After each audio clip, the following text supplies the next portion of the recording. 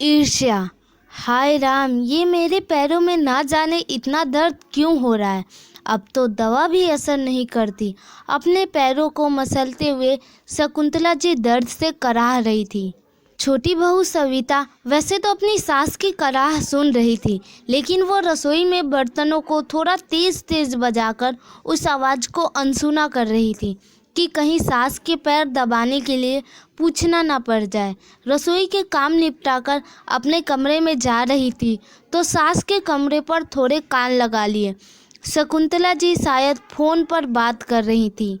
बड़ी बहू, अब तेरी माँ की तबीयत कैसी है? कब आ रही है तू वापस?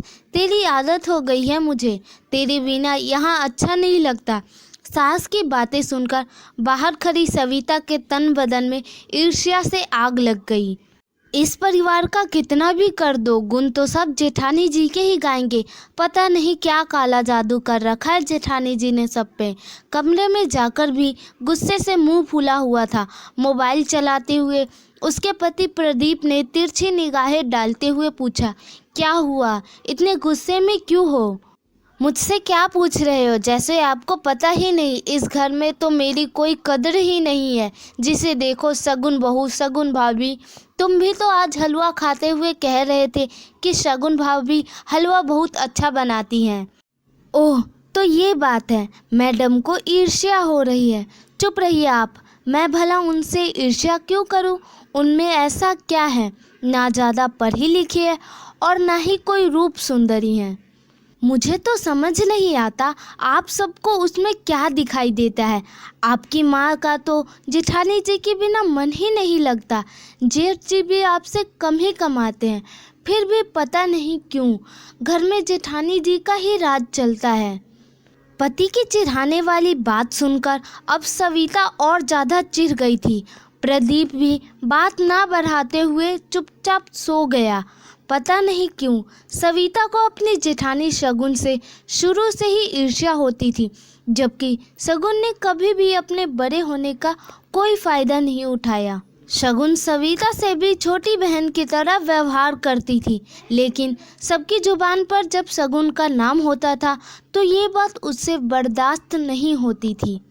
सुबह का सूरज चढ़ गया था, लेकिन सविता ने अभी तक बिस्तर नहीं छोड़ा था। ससुर जी चाय के लिए बार बार रसोई की ओर देख रहे थे। शकुंतला जी ने जैसे तैसे चाय बनाई और पूजा करने बैठ गई। घंटी की आवाज़ सुनकर प्रदीप ने सविता को झकझोरते हुए उठाया। सविता, कितनी देर हो गई और तुम अभी तक सो रही हो? माँ पूजा भी करने लगी है। सविता ने बोला, हाँ तो क्या हो गया? आपकी माँ जल्दी उठ जाती है तो मैं क्यों अपनी नींद खराब करूं? इस घर में चैन से सो भी नहीं सकते। झल्लाते हुए सविता बोली और पैर पटकते हुए बाथरूम की ओर चल पड़ी। नाश्ते में उसने सिर्फ पोहा बनाकर रख दिया। शकुंतला जी ने देखा तो प्यार से समझाते हुए बोली, छोटी बहू, तुम्हारे ससुर जी को सुबह सब्जी रोटी खाने की आदत है। शगुन बहू तो रोज रोटी और सब्जी बनाती है। इतना सुनते ही सविता बोल पड़ी, जेठानी जी को बस वही बनाना आता होगा। समय के साथ इंसान को अपनी आदत भी बदल लेनी चाहिए। जेठानी जी चाहे कुछ भी बना दे, सब चुपचाप खा लेते हैं। सारा भेदभाव बस मुझसे ही होता है इस घर में। शकुंतला जी ने आगे कुछ नहीं कहा, लेकिन उन्हें सविता का ऐसा कहना अच्छा नहीं लगा। उन्होंने खुद ही अपने पति के लिए 2 रोटी बना दी। अगले दिन सविता की ननद आ गई। आते ही पूछने लगी, अरे माँ, शगुन भाभी अभी तक नहीं आई क्या? उनसे मिलने का बहुत मन हो रहा था। नहीं बेटा, बड़ी बहू की माँ की तबीयत खराब है, कह रही थी जैसे ही थोड़ी ठीक होंगी मैं आ जाऊंगी। वैसे भी उसे 2 साल हो गए थे मायके गए, थोड़े दिन रह आएगी। हाँ माँ, वैसे भी बड़ी भाभी तो कहीं जाती भी नहीं है। इस बार सविता भाभी आ गई हैं तो ऐसा लगता है वो निश्चित होकर मायके गई हैं। मुस्कुराते हुए ननद कंगना बोली। 2 दिन बाद कंगना वापस जा रही थी तो शकुंतला जी सविता से बोली, छोटी बहू, कंगना ससुराल जा रही है। कोई साड़ी भी अभी मेरे पास लाई हुई नहीं है। शगुन होती तो अपने आप सब देख लेती। यदि तुम्हारे पास कोई अच्छी साड़ी हो तो अपनी ननद के लिए दे दो। माँ जी, मेरे पास तो मेरी माँ की दी हुई साड़ी है। वो साड़ी तो मेरी माँ ने मेरे लिए दी है। आप दीदी को पैसे दे दीजिए, सविता मुंह बनाते हुए बोली। रहने दो भाभी, मुझे कुछ नहीं चाहिए, मैं तो बस मिलने आई थी, कहकर कंगना ने बात को टालना चाहा। शकुंतला जी को सविता से ये उम्मीद नहीं थी। वह आज बोल पड़ी, छोटी बहू, तुम हमेशा कहती हो ना कि मैं तुम में और शगुन में फ़र्क करती हूँ। हर वक्त शगुन बहू क्यों करती हूँ? क्योंकि वो हमारे दिल में बसी है। छोटी बहू, घर में तो सबको जगह मिल जाती है, लेकिन दिलों में जगह बनाने के लिए प्यार और समर्पण करना पड़ता है।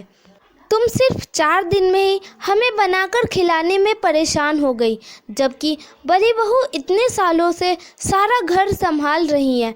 पता है, कुछ साल पहले जब हमने मंगला की शादी तय की थी तो हमारे पास उसकी शादी में लगाने के लिए कुछ भी नहीं था। कारोबार में बड़ा घाटा लग गया था। तुम्हारे ससुर जी बहुत चिंता करते थे कि कैसे बेटी का ब्याह करेंगे। उस वक्त शगुन बहू ने अपने सारे गहने लाकर तुम्हारे ससुर जी के हाथों में रख दिए थे और कसम देते हुए कहा कि पिताजी, आप चिंता मत करिए, इनसे जितना बन पड़े मंगला की शादी में लगा दीजिए। छोटी बहू, गहने तो थोड़े बहुत दोबारा बन गए, लेकिन आज तक उसने कभी अपने गहनों का जिक्र भी नहीं किया। प्रदीप को जब अपना अलग कारोबार जमाना था तो उसके पास पैसे कम पड़ रहे थे। उस समय भी शगुन बहू ने चुपचाप अपने कंगन निकालकर प्रदीप को पकड़ा दिए। ये बात भी जब प्रदीप का काम चल पड़ा तो प्रदीप ने ही हमें बताई थी। मैं ये नहीं कह रही कि तुम उससे अपनी बराबरी करो, लेकिन बहु परिवार में सब एक दूसरे के पूरक होते हैं, एक दूसरे का मान सम्मान करते हैं, तभी एक परिवार खुशहाल परिवार होता है। नहीं तो परिवार को बिखरने से कोई नहीं रोक सकता। यह सब सुनकर सविता की नज़रें झुक गई। उसके पास बोलने को शब्द नहीं थे। सविता के दिल से शगुन के प्रति ईर्ष्या खत्म हो गई। अगले दिन शगुन मायके से वापस आ चुकी थी। उसे देखकर सबके चेहरे पर खुशी छा गई। आज सविता के चेहरे पर भी अपनी जेठानी के लिए ईर्ष्या नहीं, सम्मान नजर आ रहा था। धन्यवाद दोस्तों। आपको ये कहानी कैसी लगी प्लीज़ कमेंट में ज़रूर बताएं। मिलते हैं नेक्स्ट वीडियो में, तब तक के लिए थैंक्स फॉर वॉचिंग। ऐसी ही नई नई मोटिवेशनल कहानियों के लिए आप मेरे चैनल को सब्सक्राइब ज़रूर करें।